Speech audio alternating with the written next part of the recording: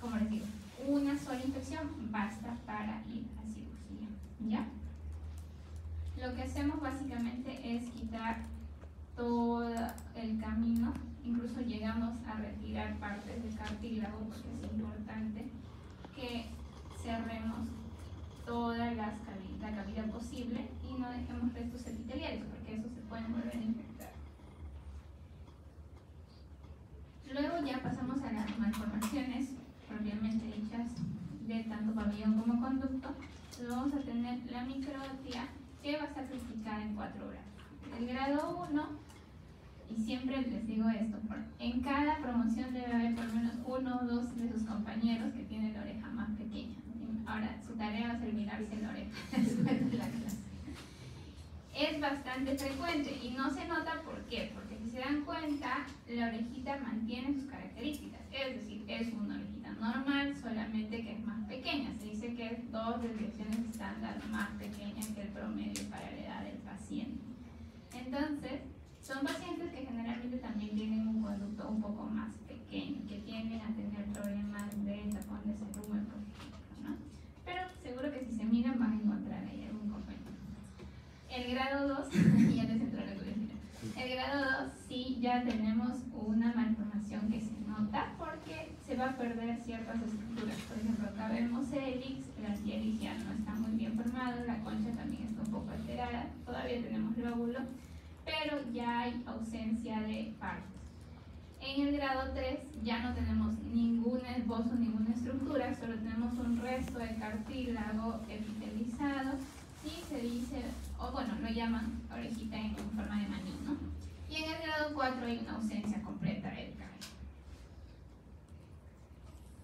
Ok, entonces, hay varias clasificaciones y estas básicamente tienen que ver un poco con el pronóstico que tienen que hacer para hacer cirugías que formen nuevos pabellones auriculares. De hecho, la cirugía de reconstrucción lo hace cirugía plástica, ¿ya?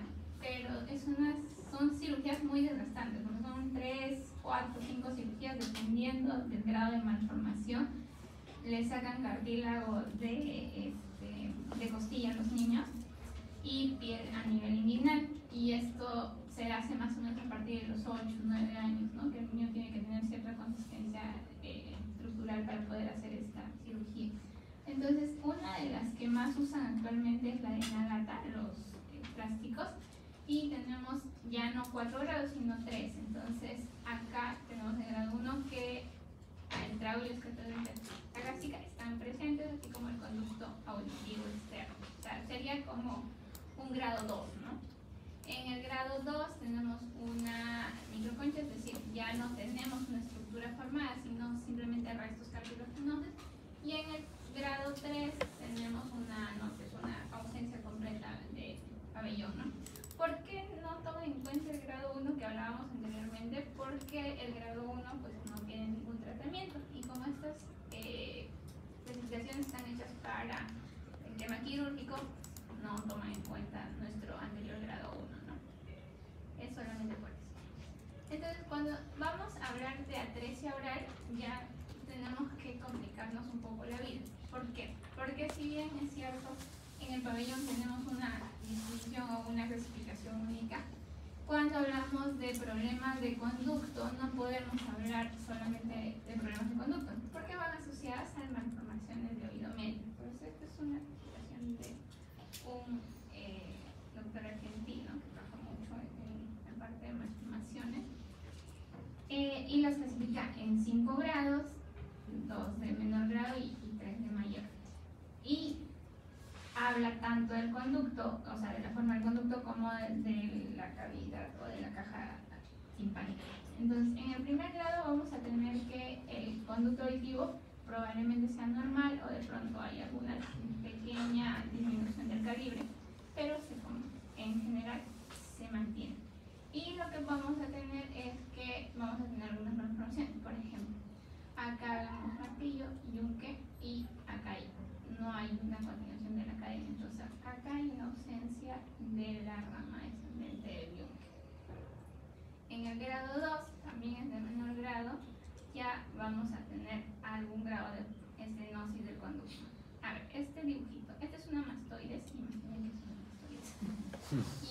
es el hueso timpánico, ¿ya? Recuerden, eso no les dije, perdón, en la primera parte. El tercio externo del conducto es cartílago y los dos tercios internos, o sea, el medio y el interno, son huesos, que va a estar dado por la parte de mastoides y se va a conformar en la parte antero superior por el hueso timpanal y termina formando un conducto. Entonces, en este gráfico, como les digo, tenemos nuestro mastoides y tenemos nuestro hueso timpanal, ¿ya? En un plano coronal vemos que el conducto sí va a tener disminución de calibre y podemos tener, por ejemplo, en este ejemplo, que haya una fijación del martillo, ¿no? Por ejemplo, acá tenemos martillo y yunque y no están articulando. En el grado 3, ya este es el mayor grado, tenemos una mastoides y miren el grosor del hueso timpanal ya está mucho más hiperdenso. Generalmente estos pacientes ya tienen una estenosis completa, ¿no? Tanto ósea como de la parte del tapón meatal. ¿Se acuerdan que hablábamos de la ausencia de la resorción del tapón meatal? Bueno, acá tienen la estructura, ¿no? Que no se ha resolvido y por tanto el conducto no está permeando. Asociado, pues puede haber problemas de ausencia de cadena y algo que les decía, ¿no? Si se dan cuenta, este huesito, o sea, ustedes van a ver en sus reproducciones, el hueso mastoides es como un panal de abejas, es un huesito neumatizado y justamente cuando hay estos problemas el huesito no se neumatiza de manera adecuada y por tanto empieza a haber problemas, por ejemplo como el colesterol. En esta zona vemos una parte gris que podría estar simulando un colesterol, ¿ya? Y en el grado 5 finalmente vamos a tener una mastoides y una ausencia completa en el grado 4, una ausencia completa de conducto, incluso acá ya ni se ha formado la estructura, tenemos un hueso timpanal muy rudimentario, acá lo receptivo y como amorfo compacto, ¿no? Y acá vamos a tener que no se va a ver ni siquiera una insinuación de conducto. Por ejemplo, acá tú ves el conducto y lo ves como un saco ciego, o sea, examinas al paciente y ves como que una pequeña bolsita, ¿no? Pero acá ni siquiera hay estructura, todo como una continuación de piel nada más. Y en este caso también puede haber malformaciones asociadas y como vemos acá en la reconstrucción no hay ningún esbozo de conducto. Y finalmente en el grado 5 vamos a tener una ausencia completa del hueso timpanal. El hueso timpanal no se llega a formar y cambio de esto va a haber un tejido óseo que se va a llamar placa atrésica. Ahora, estos pacientes, además de tener mayor riesgo de hacer problemas de otitis crónica, también vamos a tener que usualmente el nervio facial tiene una conformación alterada, es decir, la forma y la posición van a estar cambiadas. Y eso es un riesgo para cirugía. Entonces, ¿qué hacemos con estos niños? Eso es lo importante, ¿no? Primero tenemos que evaluar si esto es parte de un síndrome o solamente es una malformación aislada. Puede haber muchos, hay del Horn, Golden Hair, los Garner, etcétera, entre otros, que son los más frecuentes. Pero estos pacientes además tienen malformaciones de tipo cardíacas o pueden tener también malformaciones a nivel de la columna. Entonces hay que ver qué tan funcional es el paciente. Si tienes un paciente con una malformación marcada y si no se llama se me fue el nombre ahorita, pero hay un grado de retraso en el desarrollo neuromotor altísimo, entonces pues hay que darle calidad de vida al paciente, ¿no? Entonces nuestro enfoque va a ser diferente. En cambio, si vemos que es una malformación aislada, pues el paciente funcionalmente está bien, entonces tenemos que preocuparnos por darle soporte. Y acá también es importante evaluar si es una malformación unilateral o bilateral. Los pacientes que tienen una malformación unilateral de este tipo usualmente desarrollan un lenguaje normal, en el tiempo aprenden a compensarse, porque es un problema de nacimiento. En cambio, los pacientes que tienen malformaciones bilaterales sí van a tener problemas para el desarrollo del lenguaje. Y de ahí que es importante una adaptación protésica temprana. evaluación auditiva, es decir, podemos trabajar la parte de potenciales evocados, por ejemplo, en este grupo de pacientes.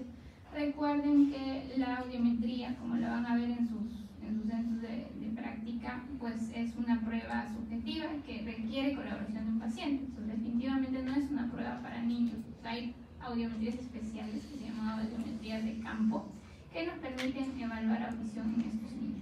Tomografía para ver si hay algún proceso crónico asociado, y con eso ya tendríamos una evaluación completa del niño.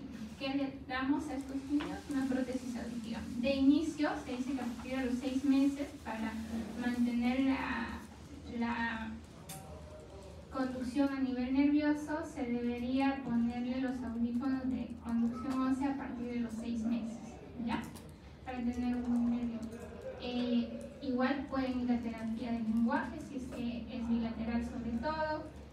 Hacemos un seguimiento por nuestra parte y finalmente les adaptamos un implante de conducción ósea a estos pacientes. Ok, entonces, esto es un audífono de conducción ósea.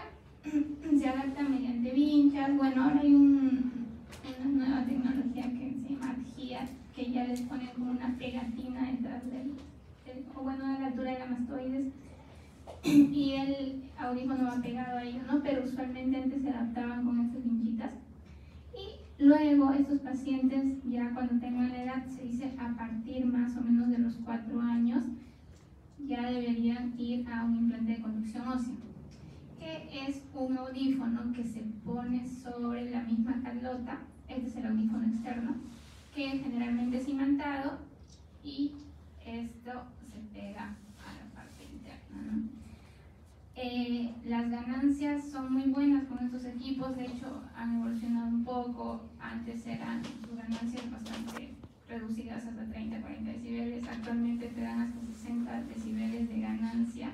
Es decir, son equipos que, bueno, nos ayudan mucho en este caso.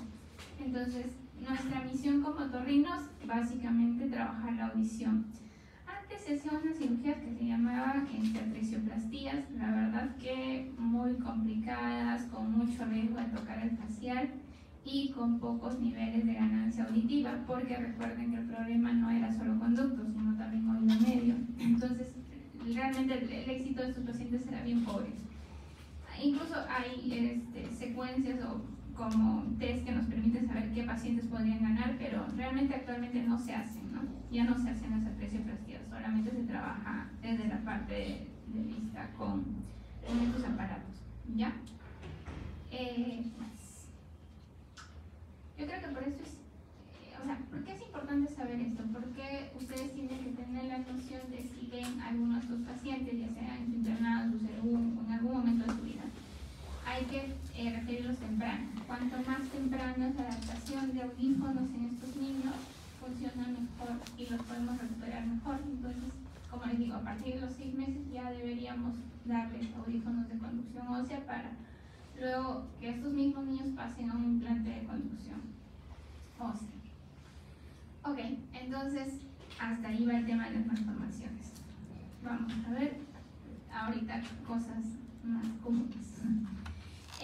Bueno, recuerden que el pabellón auricular es una estructura que está externa, es decir, tiene una buena exposición, entonces va a ser sensible a que le pasen todas estas cosas, abrasiones, contusiones, quemaduras, heridas, todo. De esto, lo más importante son los hematomas, se llaman otohematomas. Entonces, el otohematoma básicamente es una colección de sangre entre el cartílago y el pericondrio. Cuando pones otohematoma en internet van a ver que principalmente es un problema de los animales, porque pues ellos tienden a golpearse o a traumatizarse, ¿no? Pero sí sucede mucho en personas también, sobre todo en edades extremas o alguna patología neurológica asociada, es decir, pacientes, por ejemplo, que tienen ciertos retrasos mentales o pueden tener conductas autoagresivas, etc. Pasa esto, ¿ya? ¿Es una emergencia en otorrino? Sí, porque se debería perulizar de dentro de las primeras 24 horas, porque recuerden que el cartílago no tiene nutrición, se nutre a partir del pericoño, es decir, no tiene vasitos propios. Entonces, cuando tenemos un otohematoma, el cartílago se está quedando sin nutrición, y si esto se prolonga más allá de 48 horas, tiene alta predisposición a hacer necrosis. Entonces, lo que hacemos en estos pacientes es básicamente hacemos un corte grande, drenamos todo lo posible, ponemos un dren y esterilizamos. Entonces, antes había varias formas de esterilizar. Ya, acá tenemos, vamos a imaginar que esto es un quesito. Entonces, cuando yo entré en mi residencia, me acuerdo que él nos decía, póngale yeso.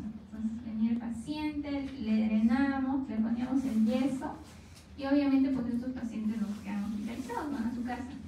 Y el paciente volvió el tercer día sin yeso. ¿Qué pasaba? Que el yeso, si bien nos permite hacer una secuencia muy parecida a la anatomía normal, se termina soltando porque bajaba la inflamación y ¡pum!, se caía. Y no hay cómo mantener el yeso. Entonces empezamos a ver formas diferentes. Podríamos utilizar placas de las que usamos en radiología, las cortamos a forma, y lo importante es hacer puntos transficientes. Si se dan cuenta, son puntos que van de extremo a extremo, o sea, van de delante hacia atrás, y hay que hacer varios. Estas férulas generalmente se deben quedar hasta una semana, dependiendo del grado del otohematoma. Y luego, a alguien se le ocurrió trabajar con gasas, que a mí me parece la forma más práctica porque es bastante amable para la piel, porque a veces estos plastiquitos, o también usábamos botones, me acuerdo, pueden lesionar un poco la piel. Entonces la gasa es amable para la piel, nos permite adaptarnos mejor a la forma y a las curvas que tiene el oído. Y igual, se trabaja con puntos transficientes. Se pone una gasita de delante, otra detrás, y hacemos puntos transficientes. Como les digo, esto debe durar en aprox 7 a 10 días para una buena evolución. Y adicionalmente hay que darle antibiótico. Como tenemos una vía de entrada, pues la tasa de contaminación de estos pacientes es altísima. Entonces siempre hay que cubrir para Pseudomonas. Entonces el antibiótico ideal es el ciprofloxacin, ¿ya? Por 7 días. Ahora, vamos a ver en adelante que hay un germen que le gusta mucho el oído y está casi en todas las patologías. Es la Pseudomonas, ¿ya? Ya la deben conocer. En medicina interna seguro la han conocido. Entonces, vamos a ver infecciones del pabellón auricular. Como les digo, en un otohematoma puede haber una infección asociada, sí. Por eso es que tempranamente les damos antibióticos. Entonces, cuando hablamos de infecciones, vamos a ver la celulitis, las pericondritis y, por otro lado, el herpes. El problema entre la celulitis y la pericondritis es que no hay un punto de corte. Usualmente, cuando ya vemos al paciente, generalmente hay compromiso del cartílago. ¿Se acuerdan que hablábamos que la piel es muy delgada y está en continuidad con el cartílago? Entonces, la posibilidad que tengas una celulitis limitada en pabellón es difícil por la misma estructura. Entonces, la mayoría de nuestros pacientes va a tener un compromiso tanto de la piel como del cartílago cuando los veamos. Entonces, ¿qué tenemos acá? Edades extremas. Antes, la pericondritis era una patología de muy niños o muy viejitos, pero como ahora se puso de moda los TILs y no sé qué cosas más extrañas, se ve mucho en jóvenes. De hecho, los últimos casos que hemos tenido hospitalizados ahí en el Almenara han sido jóvenes entre 15, 20, 25 años. Así que si van a ponerse algo más en el oído, vayan a un lugar confiable, chicas. Aunque ahora los chicos también se ponen, ¿no?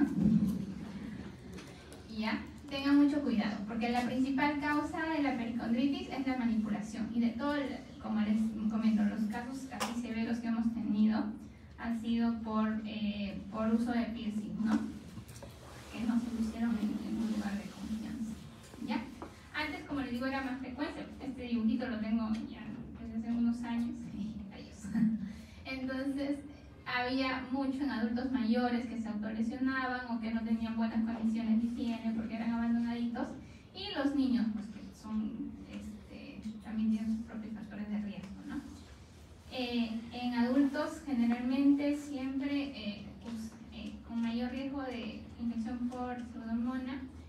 En cambio, en niños podría haber algunos efectos focos, epidemias, por ejemplo, entre otros, ¿no? Entonces, va a depender mucho la disposición de cómo encontramos al paciente. Pero en general se recomienda que siempre se debe cubrir con quinolonas.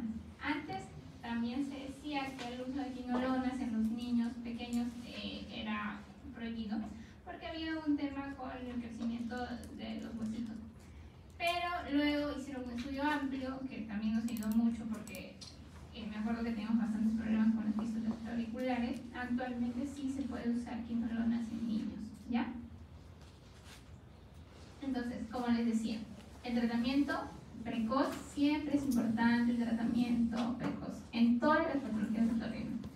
De primera línea, las quinolonas, podemos usar beta-galactámicos, pero que sean anti-pseudomonas, más aminoglucósidos. Ahí con cuidado con el aminoglucósido porque recuerden que es ototóxico y tenemos bastantes problemas por toxicidad. Administración tópica de antibióticos, eso ayuda un montón, ¿ya? Usamos mupirocina generalmente y ayuda mucho en la evolución del paciente. Si es que no funcionara esto, pues vamos a drenajes y lavados, es decir, hacemos lavado continuos y curaciones en piso. Y si no funcionara, pues hay uno que otro paciente que termina en una limpieza quirúrgica, ¿no?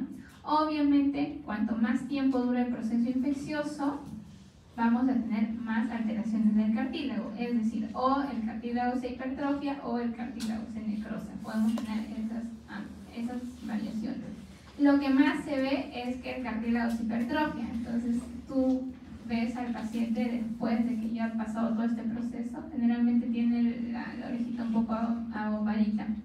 Así que hay que tener cuidado con lo que nos ponemos al oído. Finalmente vamos a hablar del síndrome de Rand-Hexham, seguro que ya lo han visto en neurología, ¿no? Entonces, ¿cuál es la tríada clásica? A ver, Brisa, Castillo.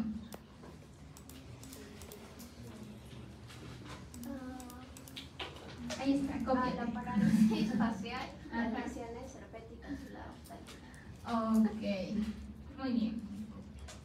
A ver, Cristian, no, ya te pregunté. Ángelo Delgado, cuéntame, ¿cómo es el dolor en los cuadros herpéticos?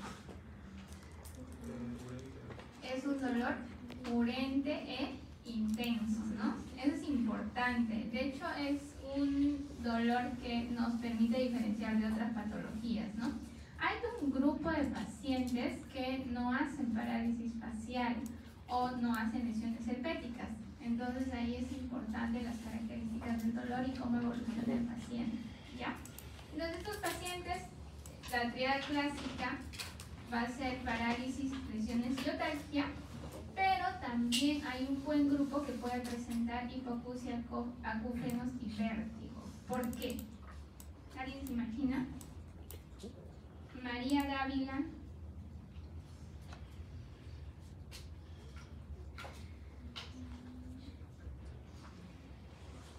En teoría, ¿quién se afecta aquí? ¿El vago? No. ¿Quién inerva la carita? El facial, el 7. Y el 7 camina con quién?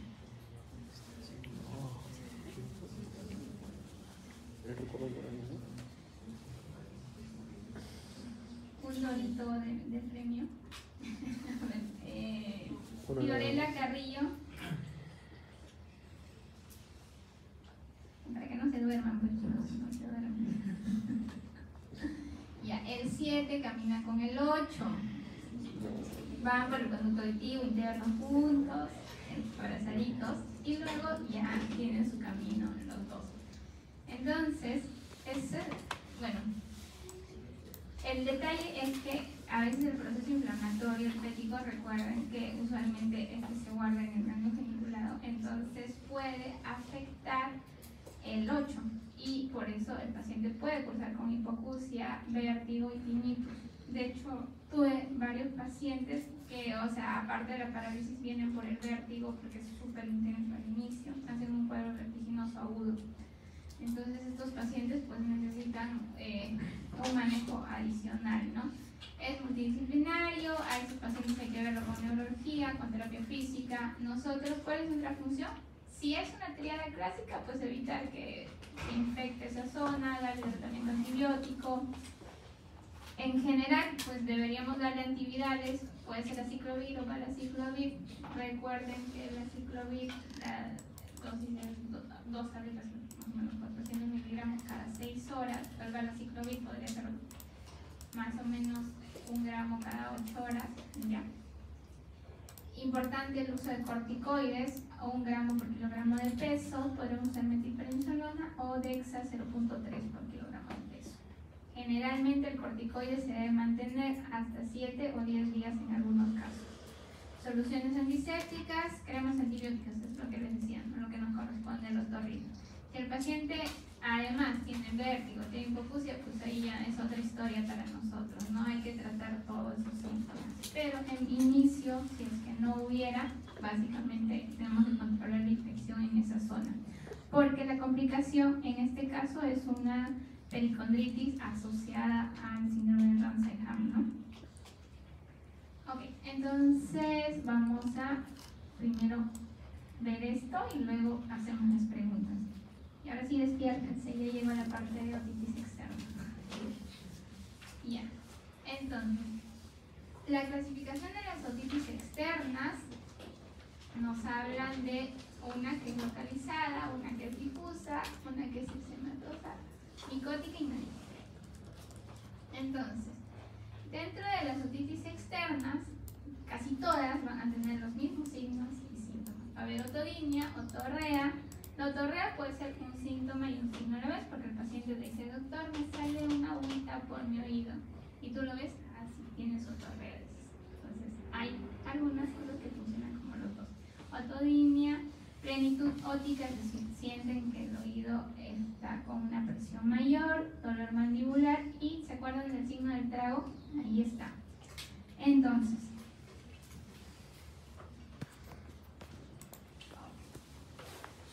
de estas, bueno, tanto la difusa como la micótica vamos a hablar un poquito más en profundidad porque son bastante frecuentes.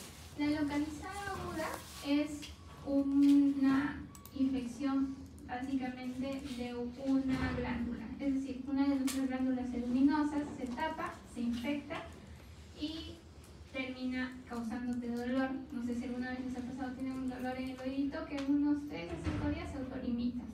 Esa es una otitis externa localizada, ¿ya? En algunos casos requiere de antibióticos y cloxacillina en general puede funcionar bastante bien por 3 a 5 días dependiendo de la evolución. La difusa aguda tiene otra historia. La eczematosa es una otitis que es bastante frecuente ya en adultos mayores. Recuerden que con los años las características de la piel van cambiando, entonces el paciente va a tener mayor sequedad y la característica del cerumen ya no es tan buena, ya no es tan grasosita, ya no es tan abundante y por tanto el paciente se queda desprotegido. Entonces empieza a quejarse de una picazón intensa y más la manipulación que todos le dan porque todos aman al hisopo, pues estos pacientes terminan con muchas molestias. El tratamiento es un poco más largo, ¿ya? La maligna también la vamos a ver al final. Entonces ahorita vamos a diferenciar entre la difusa y la micótica, que son las más frecuentes.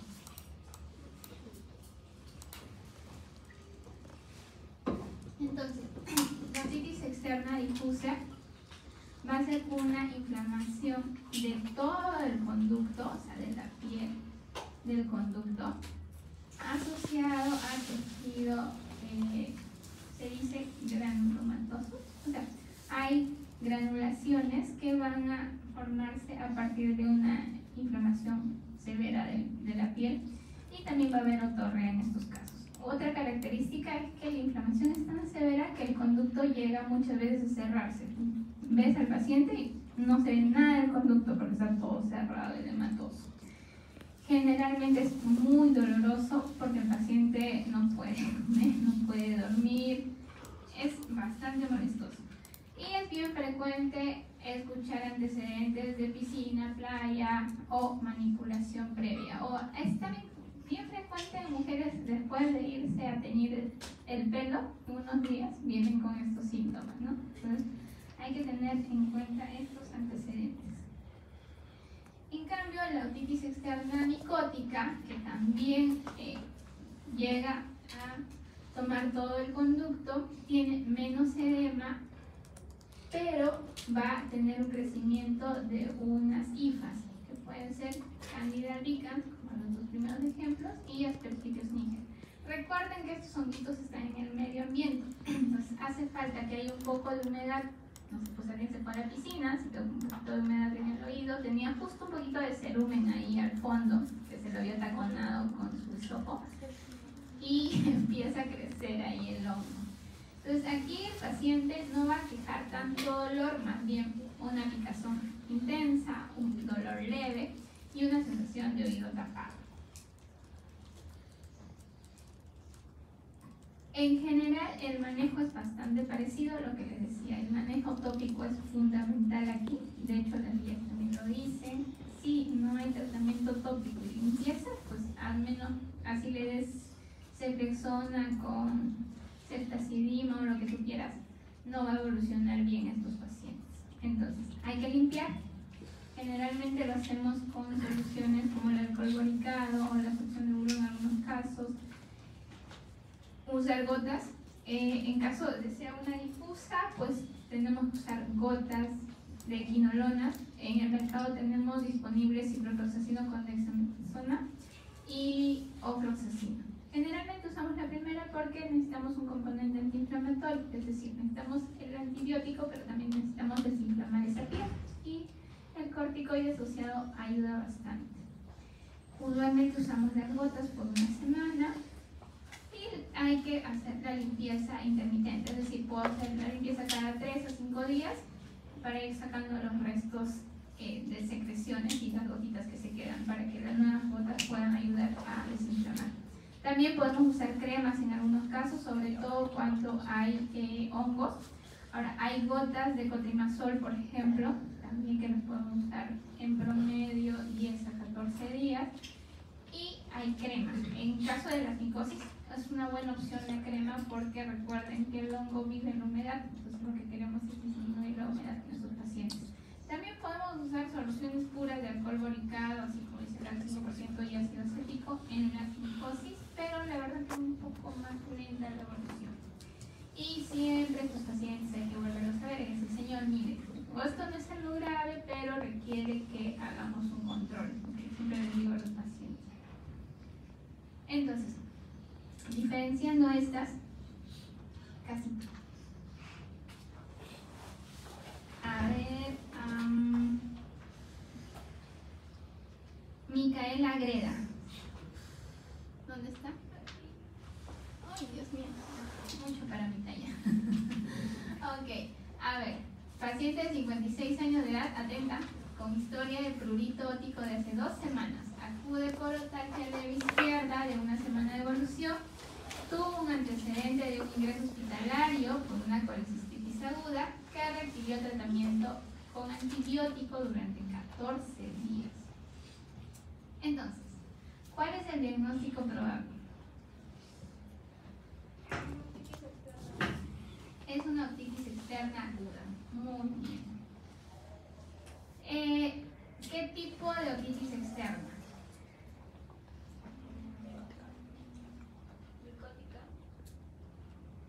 ¿Ya? ¿Qué opina Gabriel Cosa? ¿Cómo se pronuncia Gabriele? Podría ser una difusa aguda. Difusa aguda, ya. ¿Qué opina Asquith? Almendra. Ah, no está. Se sacó. Bruno Atanasio. Micótica. ¿Por qué? Por el tiempo y por el dolor leve. Tiene un dolor leve, ¿no? ¿Y cuál es un antecedente importante acá? Tiene tratamiento antibiótico por 14 días. Cuando nosotros usamos antibióticos por más de 7 días, siempre va a alterar nuestra flora. Recuerden que tenemos bacterias viviendo a nuestra defensa. Entonces, con 14 días ya se barrió gran parte de la flora y pues el oído se ha quedado desprotegido. Y el hongo va a crecer donde tenga un medio ideal, poca resistencia y humedad. Con eso suficiente para él. Muy bien, entonces Nicole, ¿qué pruebas complementarias pediríamos? Ninguno, muy bien. Es un diagnóstico clínico. Van a darse cuenta que la mayoría de diagnósticos en otorrinos son clínicos. Pocas las patologías que requieren sí o sí de un examen para diagnóstico. Generalmente nos ayudamos con los exámenes para observación o para ver algunos detalles, pero los diagnósticos en estricto son clínicos. ¿Cuál sería el tratamiento? Su bota. Sus gotas óticas. ¿Alguien tiene alguna duda? No. Muy bien.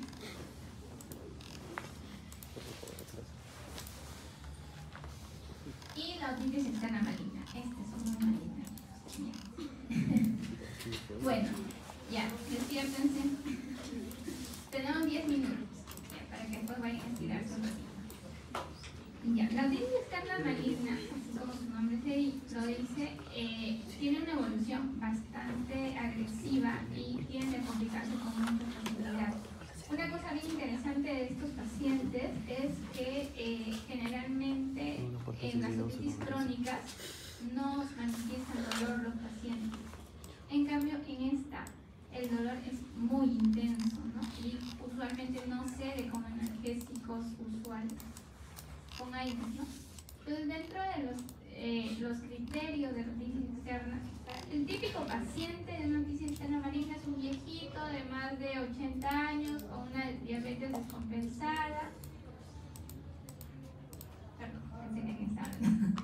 Con una diabetes descompensada y con hábitos a veces inadecuados de higiene. Entonces, viene el paciente con un otorrea persistente, a pesar que ya le han dado probablemente antibióticos por vía oral, no responden y la familia lo trae porque a pesar de que solo toma sus antibióticos se queja de dolor y está con una otorrea persistente. Entonces, dentro de los criterios mayores vamos a tener dolor, otorrea, edema, encae junto con granulaciones. Granulaciones son estos tejidos que parecen unas bolitas rojizas que al tacto usualmente son sangrantes.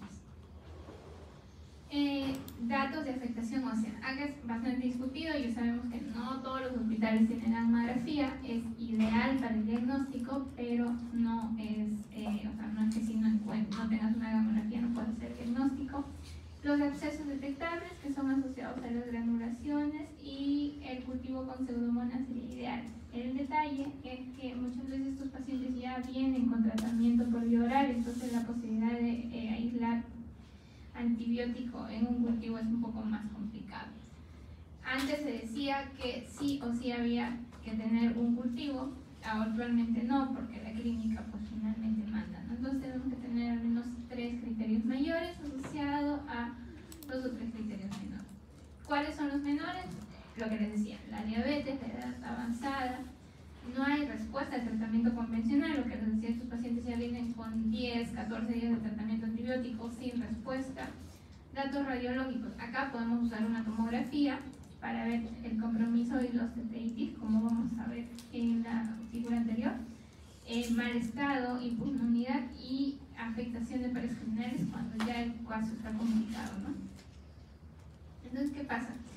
Estas infecciones van a pasar rápidamente de la piel hacia la parte ósea.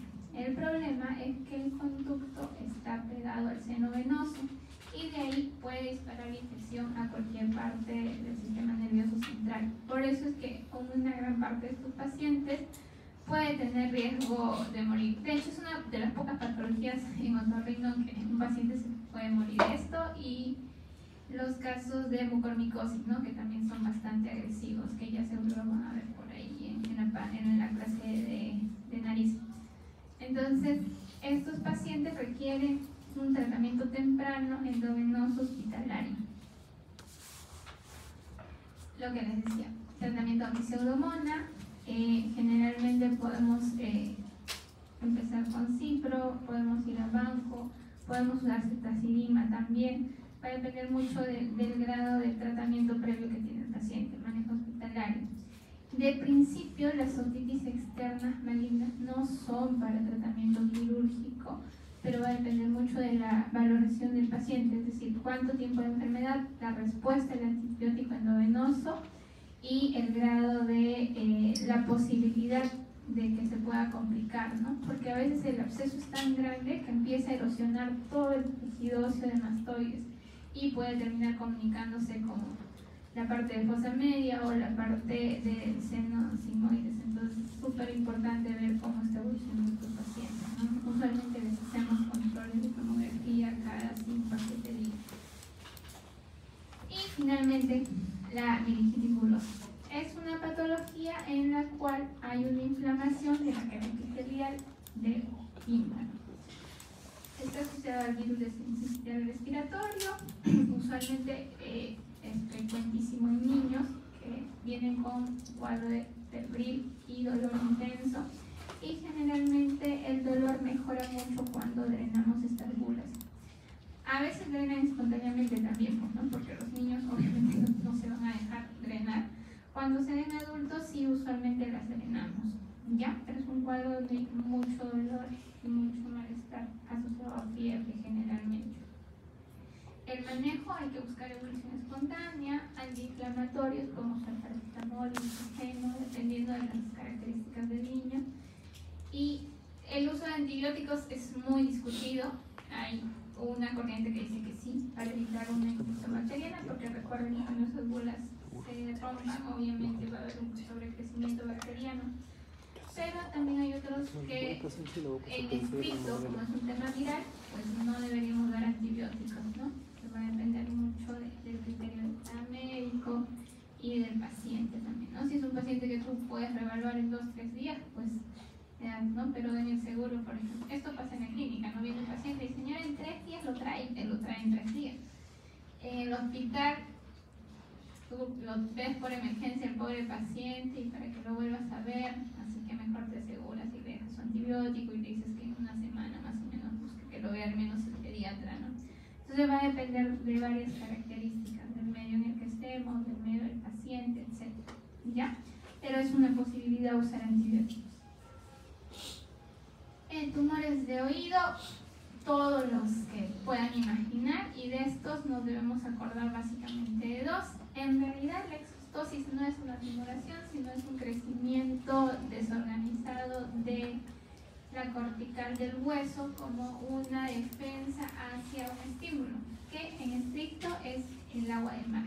Esto es bien frecuente en pacientes pescadores, nadadores de agua libre, creo que se llama esto, y los que hacen surf, ¿no? Entonces, estos pacientes tienden a tener un crecimiento que generalmente se da en los 2 tercios internos del conducto y puede ir cerrando tanto el conducto que requiere operación. Cuando la luz se cierra más del 90%, hay criterio quirúrgico.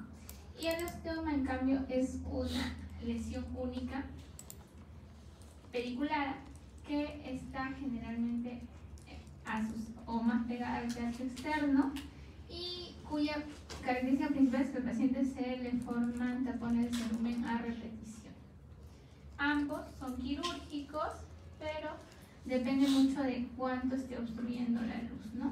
Obviamente el osteoma es mucho más fácil de operar, la exostosis sí es mucho más complicada por el nivel de trabajo que se da. Los tapones de cerumen, ese es nuestro negocio. Miren, los cerúmenes pueden ser de todos los colores que ustedes se pueden imaginar, desde el blanco, muy blanco, hasta un negro medio ya oxidado, etc. Entonces, normalmente cada persona va a tener su forma de cerumen, es decir, el color y la densidad del cerumen. Generalmente debería ser de color amarillento, con una pastosidad media. El detalle es que, como les digo, cada paciente es diferente. Entonces hay un buen grupo de pacientes que van a formar tapones de cerumen porque, o puede ser porque tienen problemas de conducto, es decir, tienen un conducto más estrecho, con una formación un poco anormal, puede ser. O también hay problemas propios de la calidad del cerebro. Hay muchos pacientes, sobre todo los pacientes alérgicos, que tienden a tener el cerebro muy reseco. Y estos pacientes también van a tender a formar tapones de cerebro. La única indicación en estricto del lavado de oído es el tapón de cerumen. No hay otra. Podemos ayudarnos de un lavado de repente para sacar un cuerpo extraño o en una otitis externa, etc. Todo es muy depende del paciente, por decirlo. Pero la única indicación estricta es el tapón de cerumen. Ahora, el lavado no es una cosa que yo me haga por si acaso, sí, que mi amiguito se hizo y le fue bien, que no sé. No. Hay gente que viene al consultorio cada 3 meses a hacerse un lavado y hay gente que literal nunca en su vida se hace un lavado y tampoco lo necesita. Entonces va a depender mucho de la necesidad del paciente, ¿ya? Ahí en sus prácticas ya van a ver cómo se hace el lavado de oído. Es un procedimiento bastante sencillo, pero sí hay que hacerlo con mucho cuidado para evitar traumas. Cuerpos extraños, estos son como el pan de cada día en la emergencia del hospital. Los niños se pueden poner todo lo que su imaginación puede caber, ¿no? Ahora, es más frecuente de hecho los cuerpos extraños en nariz por el tema de que en Lima tenemos bastante sintomatología alérgica. Entonces a los niños les pica la nariz y no se les ocurre una mejor cosa que meterse algo a la nariz. Así funciona los cuerpos extraños. Pero en oído también hay algunos casos. Desde objetos animados hasta inanimados. Yo he visto bastante objetos animados, todos los animalitos que pueden imaginar: polillas, garrapatas, cucarachas, moscas, arañas. Entonces, cuando tengan un ser animado, primero lo matan. Sí. ¿Ya? Pueden usar soluciones oleosas, que es desde la glicerina hasta gotas, por ejemplo, si tienen gotas agua en casa, o simplemente lidocaína. La situación es ahogar al insecto. Ya. Suena gracioso, pero lo van a hacer alguna vez. Entonces, una vez que ahogan al insecto, pasan 10 a 15 minutos. Señor, recueste la cabeza, solución, y ahí, tapado. Y después de 10 a 15 minutos, ya le hacen el lavado. Si es un objeto de tipo lapicito o alguno de estos que no se hidrata, lavar. Si es un cuerpo extraño orgánico, es decir, una semilla, una alberja, un frijol, qué sé yo, cualquier cosa que se pueda hidratar, no podemos usar lavado. Está contraindicado porque se hidrata y el oído es muy sensible, la piel se desmatiza con mucha facilidad, entonces se tapona. Y al final el paciente viene con mucho dolor, tenemos que sacar en sala de operaciones, no se imaginan todo lo que hemos visto, hasta a veces se rompe el tímpano por un simple cuerpo extraño. Así que, regla número 1, si es un cuerpo orgánico y no tienen, o sea, como la seguridad y las pincitas estas que se llaman curetas, no lo toquen, por favor. ¿Ya? Si es un cuerpo inanimado, le hacen su lavadito y el paciente se va feliz. ¿Ya? Entonces, esto se tiene que sacar con pincitas nada más. Y el final. Ya, vámonos.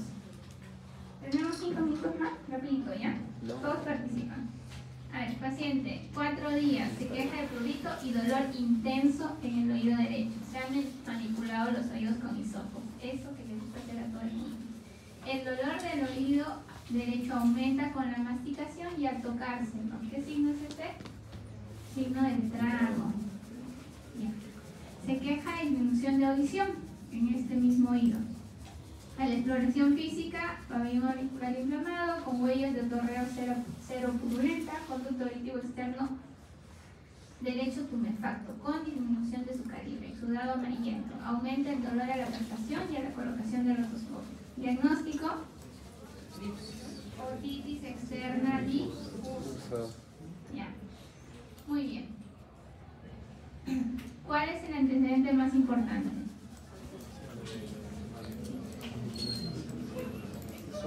La manipulación con hisopos. Muy bien, ya saben que es malo. ¿Cuál es el agente etiológico? La pseudomonas le encanta el oído, chicos. Todo lo que tiene un amor así por el oído. La causa de hipoacusia. ¿Cuánto de pérdida podría tener este paciente? Entre 20 a 25 decibeles. Muy bien, ya, aprobaron. Pueden ir. Doctora, ¿puedo repetir las claves, por favor? Ya miras bien.